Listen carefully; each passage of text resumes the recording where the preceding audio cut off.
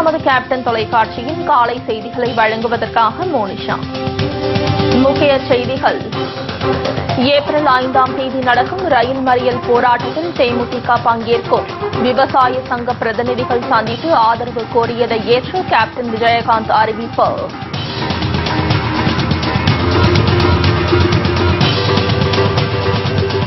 ஈழத் தமிழர்களை கொன்று குவித்த போது வேடிக்கை பார்த்த திமுக காங்கிரஸ் கூட்டணியை விரட்டி அடிக்க வேண்டும்.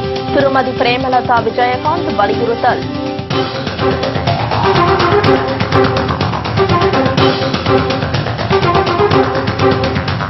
அனைத்து துறைகளிலும் ஊழல் செய்ததுதான் ஜெயலலிதா அரசின் 5 ஆண்டு கால சாதனை. அதிமுக அரசு மீது திருமதி பிரேமலதா விஜயகாந்த் சரமாரி குற்றச்சாட்டு.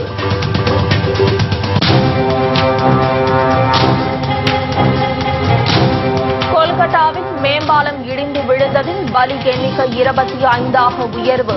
கட்டுமான நிறுவன அதிகாரிகள் 6 பேர் கைது.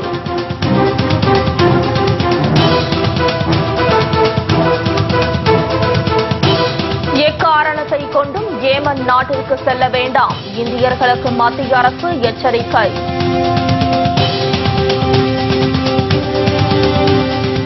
விரிவான செய்திகள். விவசாய கடன்களுக்காக வங்கிகள் மேற்கொள்ளும் ஜப்தி நடவடிக்கையை கண்டித்து தமிழகம் முழுவதும் வருகின்ற 5ஆம் தேதி நடைபெறவுள்ள விவசாய சங்கங்களின் ரயில் மறியல் போராட்டத்திற்கு தேமுதிக தலைவர் கேப்டன் விஜயகாந்த் ஆதரவு தெரிவித்துள்ளார். இது தொடர்பாக அவர் விடுத்துள்ள அறிக்கையில், உழவன் சேற்றில் கால் வைத்தால்தான் நாம் சோற்றில் கை வைக்க முடியும் என்றும், ஆனால் அனைவருக்கும் உணவு படைக்கும் உழவனின் நிலை தமிழகத்தில் பரிதாபத்திற்குரியதாக மாறியுள்ளதாகவும் கவலை தெரிவித்துள்ளார். விவசாயிகள் உற்பத்தி செய்யும் விளைபொருட்களுக்கு உரிய விலை கிடைப்பதில்லை. அடைமழையாலும் கடும் வறட்சியாலும் விவசாயிகள் தொடர்ந்து பாதித்து வருவதாக கூறியுள்ள அவர், அதன் விளைவாக கடனை திரும்ப செலுத்த இயலாமல் விவசாயிகள் தவித்து வருவதாகவும் தெரிவித்துள்ளார். ஆனால் கொடுத்த கடனுக்காக கூட்டுறவு மற்றும் தேசிய வங்கிகள் விவசாயிகளிடம் ஜப்தி நடவடிக்கையில் ஈடுபடுவதாலும், அவர்களின் தன்மானத்திற்கு இழுக்கு ஏற்படும் வகையில் நெருக்குதல் கொடுப்பதாலும் விவசாயிகள் தற்கொலை செய்து கொள்ளும் நிலைக்கு தள்ளப்பட்டுள்ளதாகவும் கேப்டன் வேதனை தெரிவித்துள்ளார். எனவே ஜப்தி நடவடிக்கைகளையும் நெருக்குதல் கொடுப்பதையும் மத்திய மாநில அரசுகள் உடனடியாக கைவிட வேண்டும் என்றும், விவசாயிகளின் கடன்களை தள்ளுபடி செய்ய வேண்டும் என்றும் கேப்டன் வலியுறுத்தியுள்ளார்.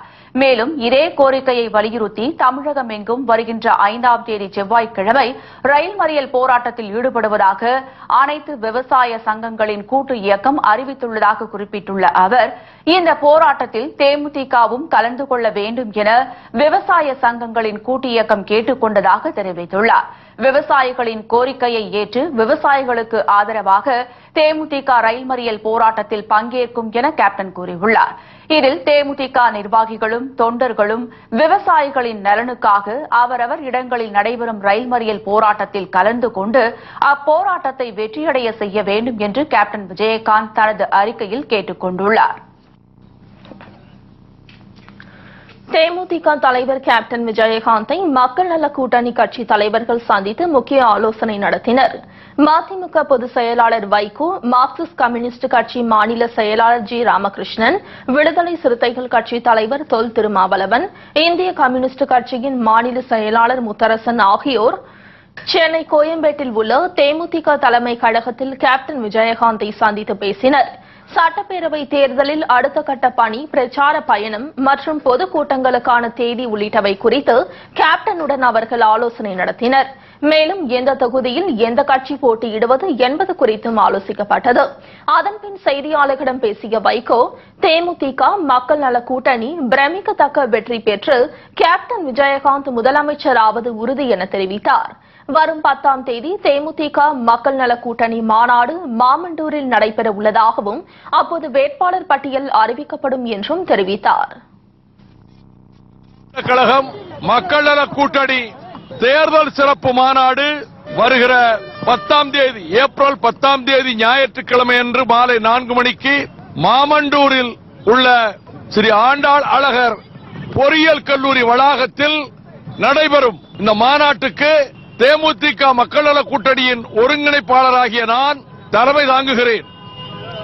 இந்த மாநாட்டில் தேசிய முற்போக்கு திராவிட கழகத்தின் தலைவரும் எங்கள் அணியினுடைய முதலமைச்சர் வேட்பாளருமான எனது ஆர்வீர் சகோதரர் விஜயகாந்த் அவர்கள் இம்மாநாட்டில் பங்கேற்று சிறப்புரையாற்றுகிறார்கள். அந்த மாநாட்டில் முதல்வர் வேட்பாளராக சகோதரர் விஜயகாந்த் அவர்களை அறிவிப்பதும் அதுவரை தயாராகி இருக்கக்கூடிய வேட்பாளர் பட்டியல், முதல் பட்டியல், இந்த 5 கட்சிகளின் சார்பில் முதல் பட்டியல் அன்றைக்கு அங்கே வெளியிடப்படும். மாநாட்டு உரைகளை 5 கட்சிகளினுடைய தலைவர்களும் நிகழ்த்துவார்கள். லட்சக்கணக்கானவர்கள் திரளப்போகிற இந்த மாநாடு மிகப்பெரிய தாக்கத்தை ஏற்படுத்த இருக்கிறது. இமாலய வெற்றியாக, ஜனநாயக வெற்றியாக, ஊழலை ஒழித்து, மது கொடுமையை ஒழித்து, ஒரு கூட்டணி அரசு அமைந்து வெளிப்படையான அரசாக விவசாயிகள், மீனவர்கள், தொழிலாளர்கள் அனைவரின் நலனையும் பாதுகாக்கிற அரசாக அது திகழும். இந்த அரசு அமைந்த பிறகு வேலையில்லா திண்டாட்டம் நீக்கப்படும், லோக் ஆயுக்தா சட்டம் நிறைவேற்றப்படும். அண்ணா திமுக, திமுக மந்திரிமார்களும் கட்சியினுடைய முக்கியஸ்தர்களும் அதிகாரத்தை பயன்படுத்தி கொள்ளையடித்த சொத்துக்கள் பறிமுதல் செய்யப்பட்டு மக்கள் மன்றத்தில் ஏலமிடப்படும். சுமார் 1.5 மணி நேரத்திற்கும் மேலாக நடைபெற்ற இந்த சந்திப்பின் போது தேமுதிக இளைஞர் அணி செயலாளர் LK சுதீஷ் உள்ளிட்ட நிர்வாகிகள் உடனிருந்தனர்.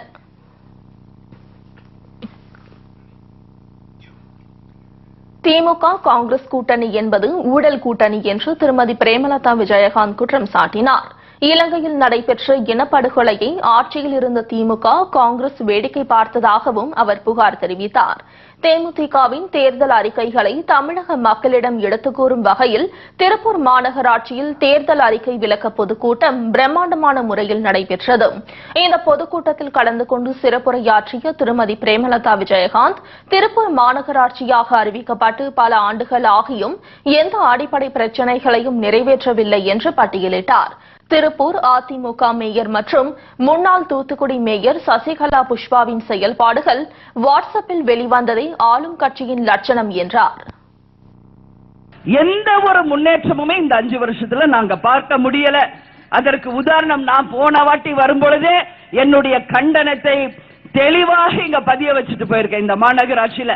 அதுல முதல் பிரச்சனையாக இங்க எம்ஜிஆர் சிலை இருக்கே, அது பக்கத்துல போடப்பட்ட பணிகள்ல இன்னைக்கு அந்த பணிகள் அப்படியே கடப்புல போடப்பட்டிருக்கு. அங்க ஒரு மேம்பாலம் வரணும்னு சொல்லி நினைச்சாங்க. ஆனா இன்னைக்கு பல லட்சம் ரூபாய் செலவு பண்ணியும் அந்த திட்டங்கள் கடப்புல போடப்பட்டிருக்கு. அங்க மாநகராட்சி பூங்கா இருக்கு, அதை அழகுபடுத்தணும்னு சொன்னாங்க.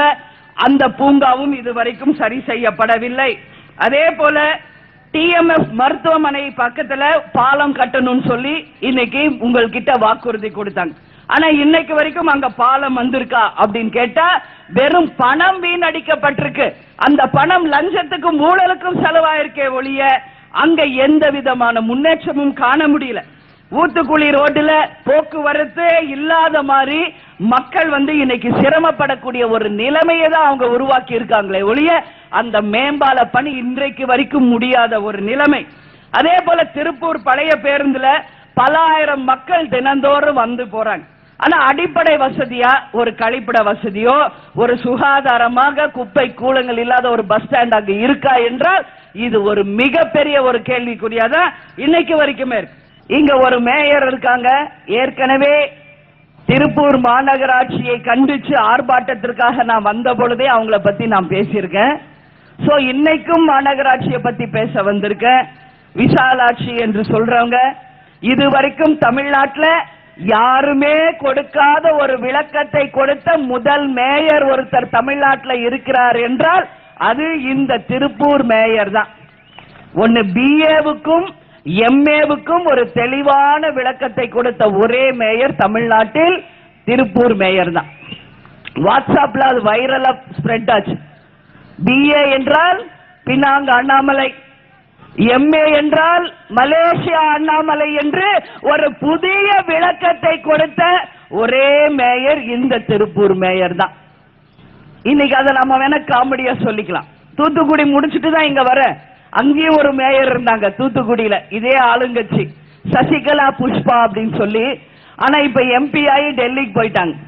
அவங்க வாட்ஸ்அப் அதை விட வைரலா ஸ்ப்ரெட் ஆயிருக்கு. நீங்க எல்லாம் கேட்டீங்களா? மழை வெள்ளம் வந்த பொழுது தூத்துக்குடியினுடைய அவலத்தை டெல்லியில இருந்து எந்த அளவு ஒரு கேவலமான பேச்சுக்களை பேசலாமோ அதையெல்லாம் பேசி இன்னைக்கு ஆளும் கட்சிக்கு மொத்தத்துல ஒரு அவமான சின்னமாக அந்த மேயரும் அந்த இப்ப இருக்கிற எம்பியுமான சசிகலா புஷ்பாவுடைய வாட்ஸ்அப் இன்னைக்கு எல்லா இடத்துலயுமே வந்திருக்குது. அது உங்களுக்கு தெரியும். லட்சக்கணக்கான இளைஞர்களை கொண்டுள்ள ஒரே இயக்கம் தேமுதிக தான் என்றும் 2016 சட்டமன்ற தேர்தலில் அதிமுக திமுகவுக்கு மாற்றாக அமைந்துள்ள தேமுதிக மக்கள் நல கூட்டணி ஆட்சியை பிடிக்கும் என்றும் அவர் நம்பிக்கை தெரிவித்தார். திமுக காங்கிரஸ் கூட்டணி என்பது ஊழல் கூட்டணி என்றும் திருமதி பிரேமலதா விஜயகாந்த் சாடினார். திமுகவை யாராவது ஊழல் இல்லாத கட்சி என்று யாராவது சொன்னா நம்புவீங்களா? அதிமுகவை ஊழல் இல்லாத கட்சி என்று சொன்னால் யாராவது நம்புவீங்களா? முடியாது. என கடந்த 10 ஆண்டு காலமாக திமுகவும் காங்கிரசும் தான் மத்தியில கூட்டணியில இருந்தாங்க. இதுவரைக்கும் இந்தியாவில் பார்க்க முடியாத அத்தனை ஊழல்களையும் செஞ்ச கூட்டணி திமுக காங்கிரஸ் கூட்டணி தான். அத்தனை இமாலய ஊழல் வழக்குகளுக்கும் சொந்தக்காரர்கள் இந்த 2 பேரும் தான் என்றால் என் வார்த்தை மிக இல்லை. ஒன்னு 2G வழக்கு 2G ஊழல் எடுத்துக்கங்க, நிலக்கரி ஊழல் எடுத்துக்கங்க, காமன்வெல்த் ஊழல் எடுத்துக்கங்க. இலங்கையில தமிழ் படுகொலை செய்யப்பட்ட போது இங்க ஆட்சியில் இருந்தவது கலைஞர் அவர்கள், மத்தியில ஆட்சியில் இருந்தது காங்கிரஸ். ஆனால் 2 பேருமே வாய்மூடி மௌனிகளாக இருந்து ஒட்டுமொத்த ஈன படுகொலைக்கு நம்ம ஈழ படுகொலைக்கு காரணமாக இருந்தவர்கள் இந்த கூட்டணி தான். இதெல்லாம் மக்கள் யாருமே இங்க மறந்துடல. அதனால இன்றைக்கு நிச்சயமாக மக்கள் மாற்றம் வேண்டும் என்பதில் உறுதியாக இருக்கிறார்கள் என்பதில் எந்த மாற்று கருத்துமே இல்லை. இன்னைக்கு இந்த மாநகராட்சியில் நான் நின்று பேசுறதுனால மாநகராட்சிக்குரிய இந்த தொகுதிக்குரிய சில விளக்கங்களை நான் நிச்சயம் இங்க சொல்லி ஆகணும். ஏன் இதை சொல்றேன்னா, கடந்த 5 ஆண்டுகளாக அதிமுக ஆட்சி இங்க இருந்தது. மந்திரி ஆனந்தன் ஒருத்தர் இங்க இருக்கிறாரு. அவர் என்ன மக்களுக்கு செய்தார் என்ற கேள்வியை உங்க முன்னாடி நான் வைக்கிறேன். கொடுத்த வாக்குறுதிகள் ஏதாவது ஒரு வாக்குறுதி நிறைவேற்றப்பட்டிருக்கா? இந்த தொகுதிக்காக அவர்கள் சொன்ன ஏதாவது ஒரு திட்டம் நிறைவேற்றிருக்கா அப்படிங்கிற கேள்விக்குறியை மக்களாகிய உங்கள் முன்னாடி நான் வைக்கிறேன். மக்களின் அடிப்படை பிரச்சனைகளை கண்டு கொள்ளாமல் கமிஷனில் மட்டுமே குறியாக இருக்கும் அதிமுக திமுகவுக்கும் கண்டனம் தெரிவித்தார். இலவசங்களை வாங்கிக் கொண்டு அதிமுகவுக்கும் திமுகவுக்கும் ஓட்டு போட்டால் இன்னும் 50 ஆண்டுகள் கடந்தாலும் தமிழகம் எந்த வளர்ச்சியும் அடையாது என்றும், எனவே மக்கள் மாற்றத்தை கொண்டுவர முன்வர வேண்டும் எனவும் திருமதி பிரேமலதா விஜயகாந்த் வேண்டுகோள் விடுத்தார்.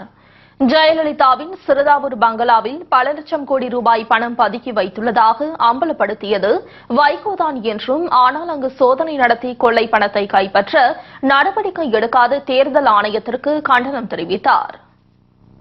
விடாமல் அத்தனை துறைகளிலுமே இமாலய ஊழல் செஞ்சது ஒன்று மட்டும்தான் அதிமுகவினுடைய ஒரே சாதனை. வேற எந்த சாதனையுமே கிடையாது. அதனால இன்னைக்கு ஒரு 4 நாளைக்கு முன்னாடி நீங்க எல்லாம் பாத்தீங்களா, சிறுதாவூர் பங்களா முன்னாடி ஒரு 15 கண்டெய்னர் லாரிஸ் நினைச்சே பாத்தீங்களா? விஷுவல்ல காமிச்சாங்களே டிவில. அதோட என்னன்றது உங்ககிட்ட நான் தெளிவா சொல்லணும். ஏன் இதை சொல்றேன்னா, இதை முதலில் மக்களுக்கு விழிப்புணர்வுக்கு கொண்டு வந்ததே அண்ணன் வைகோ அவர்கள் தான். அவர் எதுக்குமே பயப்பட மாட்டார், தைரியம் அதிகம். இதுவரைக்கும் சிறுதாவூர் பங்களால இத்தனை கண்டெய்னர் லாரி திடீர்னு வந்து நிக்கிறது காரணம் என்ன? அப்போ எல்லாருமே என்ன சொன்னாங்க? பாதாள அறைகளில் பதிக்க வைக்கப்பட்டிருக்கும் பல லட்சம் கோடி ரூபாய் கண்டெய்னர் லாரிகளில் ஏற்றி மீண்டும் அதிமுக ஆட்சி வருமோ வராதோ அவங்களுக்கு தெரியாது. கொள்ளையடிச்ச காசை எங்கேயாவது கொண்டு போய் பத்திரப்படுத்திடணும்னு சொல்லி நைட்டோட நைட்டா கண்டெய்னர் லாரியில ஏத்திட்டு இருந்தாங்க. இதான் இன்னைக்கு நடந்தது. இதுக்கு சிறுதாவூர் பங்களா சுத்தி பாத்தீங்கன்னா அவ்வளோ போலீஸ் பந்தோபஸ்த். இத உடனடியா அவர் கவனத்துக்கு கொண்டு வந்தோடனே சன் டிவில இருந்து எல்லா டிவியும் சேனல்ஸும் அதை எடுத்து காமிச்சிச்சு. ஆனா நம்ம தேர்தல் ஆணையம் ஒண்ணு இருக்கு பாருங்க, அது மாதிரி ஒரு சோம்பேறி ஆணை எங்கேயுமே பார்க்க முடியாது. அண்ணன் சொல்லி இது இந்தியோட 10 நாள் ஆச்சு. இன்னைக்கும் என்ன சொல்றாரு ராஜேஷ் லக்கானி அவர்கள்? எஸ்பியோட அனுமதியை கேட்டிருக்கோம், கலெக்டர் கிட்ட அனுமதியை கேட்டிருக்கிறோம். எதுக்கா? சிறுதாவூர் பங்களாவை போய் ஆராய்ச்சி பண்ணலாமா வேணாவா என்று இன்னைக்கு இப்போதான் ஆலோசனை பண்ணிட்டு இருக்காராம் 10 நாளா. இன்னைக்கு கஷ்டப்பட்டு வியாபாரத்துக்காக 1 லட்சமோ 2 லட்சமோ 5 லட்சமோ பேக்ல வச்சு கொண்டு போனா இததான் இன்னைக்கு ஃபிளையிங் ஸ்குவாட் பிடிக்கிறாங்க. இன்னைக்கு கணக்கிலேயே வராத 5 லட்சம் ரூபாய் பிடிபட்டு இருக்கிறது. கணக்கிலேயே வராத இந்த வியாபாரி கொண்டு போன 1.5 லட்சம் ரூபாய் பிடிபட்டிருக்கு அப்படின்னு சொல்லி ஒரு பெரிய அளவுல ஃபிளையிங் ஸ்குவாடை வச்சு பிடிக்கிறாங்க. வியாபாரிகள் அவங்க வியாபாரத்துக்காக கொண்டு போற அந்த கொஞ்ச நஞ்ச காசை கூட முடக்கி இன்னைக்கு இருக்கிற வியாபாரத்தையும் ஒட்டுமொத்தமாக முடக்கக்கூடிய ஒரு அரசாங்கம் தான் இந்த அரசாங்கம் இருக்கே ஒழிய, ஆனா கண்டெய்னர் லாரியில இன்னைக்கு கோடி கோடியா கொள்ளடிச்சு கொண்டு போறதை தடுக்கிற அணையாக இன்னைக்கு தேர்தல் ஆணையம் இல்லை என்பதை மக்கள் கண்டனமாக இந்த நேரத்தில் நான் பதிய வைக்கிறேன். கிரானைட் ஊழல் வழக்கில் பிஆர்பி விடுவிக்கப்பட்ட விவகாரத்தில் நீதிபதி சஸ்பெண்ட் செய்யப்பட்டதை சுட்டிக்காட்டிய திருமதி பிரேமலதா விஜயகாந்த், அதேபோல் தேர்தல் ஆணைய அதிகாரிகளும் நேர்மையாக நடந்து கொள்ள வேண்டும் என்று கேட்டுக் கொண்டார். திருப்பூர் மாவட்ட செயலாளர் தினேஷ்குமார், கீர்த்தி சுப்பிரமணியம் தலைமையில் நடைபெற்ற பொதுக்கூட்டத்தில் கேப்டன் விஜயகாந்த் அணியில் இடம்பெற்றுள்ள மக்கள் நல கூட்டணி முன்னணி நிர்வாகிகள், மகளிர் அணியினர், கழக தொண்டர்கள் மற்றும் பல்லாயிரக்கணக்கான பொதுமக்கள் கலந்து கொண்டனர்.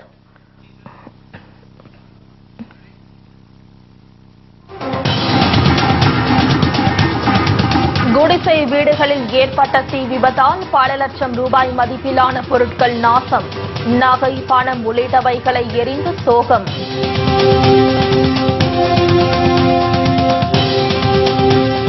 குறைந்த விலையில் பத்திரப்பதிவு செய்து தருவதாக கூறி லஞ்சம் பெற்ற ஊழியர் கைது, லஞ்ச ஒழிப்பு போலீசார் அதிரடி. மற்றும் பல செய்திகள் விளம்பர இடைவேளைக்கு பிறகு. தருமபுரி அருகே குடிசை வீடுகளில் ஏற்பட்ட தீ விபத்தில் சுமார் 7 லட்சம் ரூபாய் மதிப்பிலான பொருட்கள் எரிந்து சேதமடைந்தன. தருமபுரி மாவட்டம் பாலக்கோடு அருகே உள்ள கானூர் கிராமத்தில் 50க்கும் மேற்பட்ட வீடுகள் உள்ளது. இதனிடையே திடீரென ஒரு வீட்டில் தீ விபத்து ஏற்பட்டது. காற்றின் வேகம் காரணமாக தீ மளமளவென மற்ற வீடுகளுக்கும் பரவியது. தகவல் அறிந்து சம்பவ இடத்திற்கு சென்ற தீயணைப்புத் துறையினர் சுமார் 1 மணி நேரம் போராடி தீயை கட்டுக்குள் கொண்டு வந்தனர்.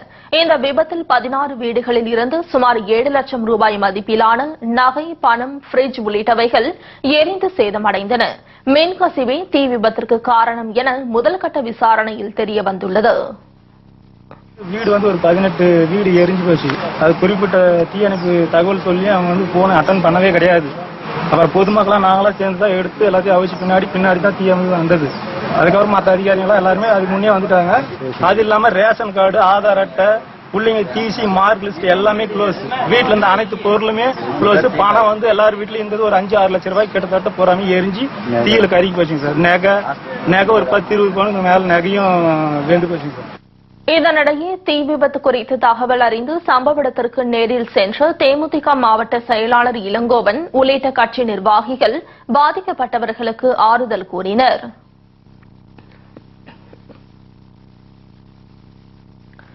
செங்கல்பட்டில் நிலத்தை குறைந்த விலையில் பத்திரப்பதிவு செய்து தருவதாக கூறி 25,000 ரூபாய் லஞ்சம் பெற்ற பதிவுத்துறை அலுவலக உதவியாளர் கோவிந்தனை லஞ்ச ஒழிப்பு போலீசார் கைது செய்தனர். காஞ்சிபுரம் மாவட்டம் ஸ்ரீபெரும்புதூரில் 1000 சதுர அடி நிலம் வாங்கிய கண்ணன் என்பவர் அதனை பதிவு செய்வதற்காக செங்கல்பட்டு ஒருங்கிணைந்த பதிவுத்துறை அலுவலகத்திற்கு சென்றுள்ளார். அப்போது அலுவலக உதவியாளர் கோவிந்தன் குறைந்த விலையில் நிலத்தை பதிவு செய்து தருவதாகவும் அதற்கு 25,000 ரூபாய் லஞ்சம் தர வேண்டும் என கூறியுள்ளார். இது தொடர்பாக லஞ்ச ஒழிப்பு போலீசாரிடம் கண்ணன் புகார் அளித்தார். இதனையடுத்து சம்பவ இடத்திற்கு சென்ற போலீசார் அங்கு மறைந்திருந்து ஊழியர் கோவிந்தன் லஞ்சம் பெறும் போது கையும் களவுமாக பிடித்து கைது செய்தனர். பின்னர் நீதிமன்றத்தில் ஆஜர்படுத்தப்பட்ட அவர் புழல் சிறையில் அடைக்கப்பட்டார்.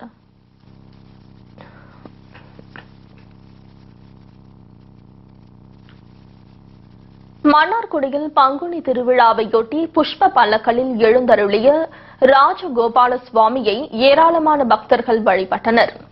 வைணவ ஸ்தலங்களில் முக்கிய ஸ்தலமாக விளங்கும் மன்னார்குடி ராஜகோபால சுவாமி கோவிலின் பங்குனி திருவிழா கடந்த மாதம் 26ஆம் தேதி கொடியேற்றத்துடன் தொடங்கியது. அதனைத் தொடர்ந்து நாள்தோறும் சுவாமிக்கு சிறப்பு அபிஷேகம் மற்றும் ஆராதனைகள் நடைபெற்று வந்தன. நிகழ்ச்சியின் 7ஆம் நாளன்று வண்ண புஷ்ப பல்லக்களில் ராஜ அலங்காரத்துடன் எழுந்தருளிய ராஜகோபால சுவாமி பக்தர்களுக்கு அருள் பாலித்தார். இதில் ஏராளமான பக்தர்கள் கலந்து கொண்டு சுவாமி தரிசனம் செய்தனர்.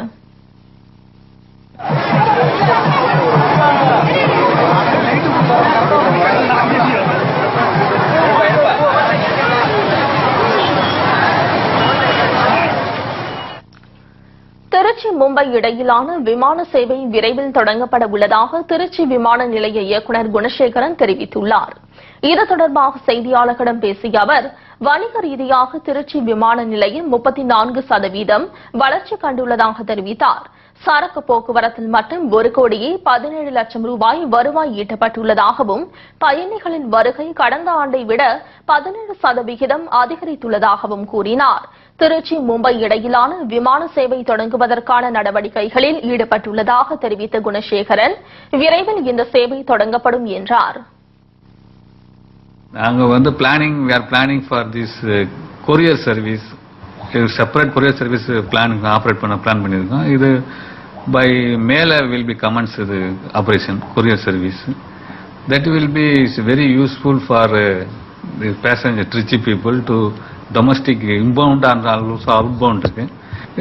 நெக்ஸ்ட் இயர்ல we are expecting nearly about 13 lakhs people movement will be expected for especially international passengers because additional 2 flights are to be operated.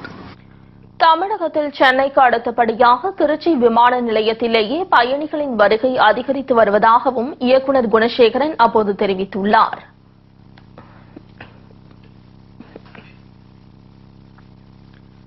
நூறு சதவீத வாக்குப்பதிவை வலியுறுத்தி தூத்துக்குடியில் கல்லூரி மாணவிகள் கலந்து கொண்ட உறுதிமொழி பேரணி நடைபெற்றது. 100% வாக்குப்பதிவை வலியுறுத்தி தமிழகம் முழுவதும் தேர்தல் ஆணையம் சார்பில் பல்வேறு விழிப்புணர்வு நிகழ்ச்சிகள் நடத்தப்பட்டு வருகிறது. அந்த வகையில் தூத்துக்குடியில் விழிப்புணர்வு பேரணி நடைபெற்றது. பேரணியில் பங்கேற்ற மாணவிகள் தப்பலாட்டம், ஒயிலாட்டம் ஆகிய பாரம்பரிய கலை நிகழ்ச்சிகளுடன் விழிப்புணர்வு பதாகைகளை கைகளில் ஏந்தியவாறு ஊர்வலமாக சென்றனர். மே 16 வாக்களிக்கும் தினத்தை முன்னிட்டு ஒரு பேரணி நடத்தினோம். பேரணியை முன்னிட்டு ஒயிலாட்ட தப்பாட போன்ற கலை நிகழ்ச்சிகள் நடைபெற்றது. காலேஜில இருந்து போகும்போது எல்லா மக்களுக்கும் விழிப்புணர்வு ஏற்படுத்துற விதமாக நாங்க ஓட்டு போட சொன்னா எல்லாரும் கண்டிப்பா போடுவோம். நாங்களும் அவங்களுக்கு முன்மாதிரியே கண்டிப்பா ஓட்டு போடுவோம். அப்புறம் ஓட்டு போடுன்னு சொல்லிட்டு நாங்க சைன் பண்ண ஒரு இதுல அது நல்லா இருந்துச்சு. எல்லாருமே கண்டிப்பா ஓட்டு போடுவோம் நாங்க நம்புறோம். இதனிடையே 100% வாக்குப்பதிவை வலியுறுத்தி பெரம்பலூரில் வாக்காளர்களின் எண்ணை பதிவு செய்யும் நிகழ்ச்சி நடைபெற்றது. இதில் அனைவரும் வாக்களிப்போம், வாக்குகள் விற்பனைக்கு அல்ல என்று உறுதியேற்கப்பட்டது. ஓட்டை காசுக்காக, மதுக்காக, பொருளுக்காக விற்கக்கூடாது. அது நம்மளோட உரிமை. நல்ல தலைவர்களை தேர்ந்தெடுக்கணும். இந்த டைம் காசு கிடைச்சு நம்ம இந்த தலைவர்கள் போட்டா அவங்க நல்லவங்க கெட்டவங்க எப்படி தெரியும்? நம்ம மனசாட்சிக்கு தெரியும் இவங்கதான் நல்லவங்க கெட்டவங்கன்னு. இன்னைக்கு பொருள் தராங்க அவங்க ஓட்டு போடக்கூடாது. இந்த 5 வருஷமும் நம்மள வச்சு நம்ம மக்களை எல்லாத்தையும் காப்பாத்துவாங்களா அப்படிங்கிற ஒரு நம்பிக்கையில தான் ஓட்டு போடணும். இதேபோல் விருதாச்சலத்தில் நடைபெற்ற விழிப்புணர்வு மனித சங்கிலியில் அரசு ஊழியர்கள் பலர் பங்கேற்றனர். நிகழ்ச்சியில் வாக்களிப்பதன் அவசியம் குறித்தும் வாக்களிக்க அன்பளிப்புகள் பெறுவதை தவிர்ப்பது குறித்தும் முழக்கங்கள் எழுப்பப்பட்டது. மேலும் விழிப்புணர்வு கோலங்கள் வரையப்பட்டு மக்களின் பார்வைக்கு வைக்கப்பட்டன.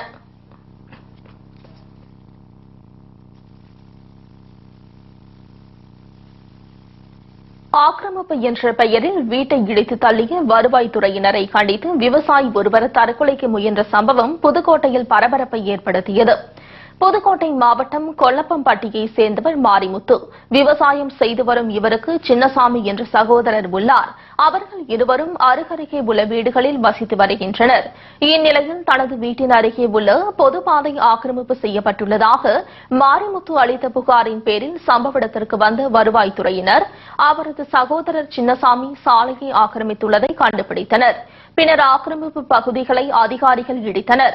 இதனிடையே தனது வீட்டை இடித்து தள்ளிய வருவாய்த்துறையினரை கண்டித்து சார் ஆட்சியர் அலுவலகத்தில் உடலில் மண்ணெண்ணெய் ஊற்றி சின்னசாமி தற்கொலைக்கு முயன்றார்.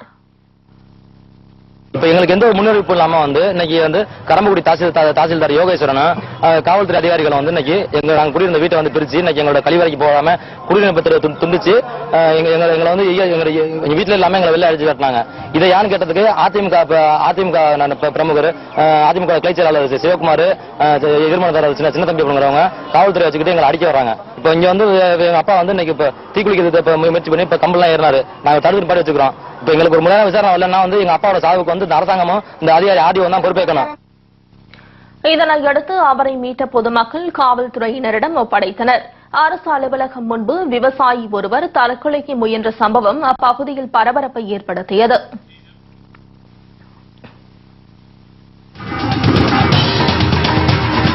லண்டன் சாலைகளை ஜொலிக்க வைக்கும் சவுதி அரேபிய கோடீஸ்வரரின் தங்க கார்கள். விவரம் இடைவேளைக்கு பிறகு. கல்யாணப்பட்டு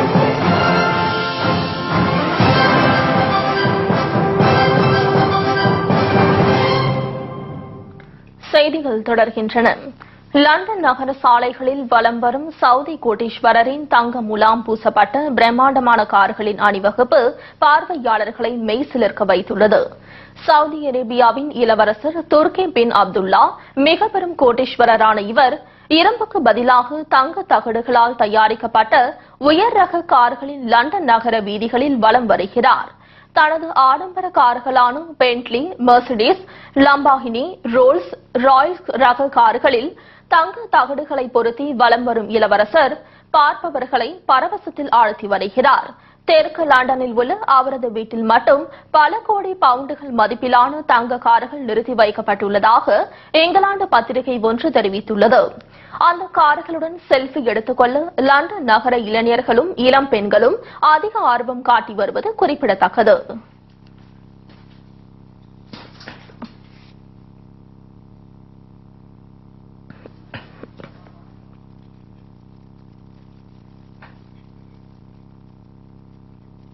இத்துடன் செய்திகள் நிறைவடைகின்றன. உண்மை செய்திகளை உள்ளது உள்ளபடி உடனுக்குடன் தெரிந்து கொள்ள தொடர்ந்து இணைந்திருங்கள் நமது கேப்டன் செய்திகளுடன். வணக்கம்.